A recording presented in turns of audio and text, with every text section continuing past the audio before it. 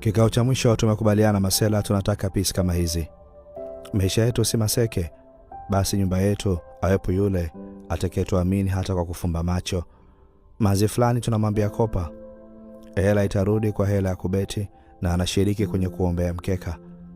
Mazi akiletewa picha tupo guest tunachepuka, tukimwambia ametuedit, anaelewa ukubwa wa mitandao. Mazi atakayeliona anguko letu sirini na bado akasimama na sisi hadharani. Sio kukosa kidogo tu, ionekane kama tunakufa kesho na yeye ndio muandaa msiba. Mali iwe na kukubali, maana kamili tutakufa na tuzikwe wote, ndio hii kwenye video. Nyesi mnasema bodaboda akili zao za supu zitumiwe zikiwa za moto. Dada yetu ukapoa behind, alafu msela na machejo ya mitaa ya ghetto ya Los Angeles. Mkisikia penzi lilokuwa tayari kwa lolote, ndio hili. Sio hilo leno la kugombana kisa nani aanze kumsalimia mwenzake asubuhi. Waya wanangu, tutafute manzi kama hii. Hapa hata wakianguka, manzi itasema ni mipango ya Mungu, barabara mbovu na sio uzembe wa dereva.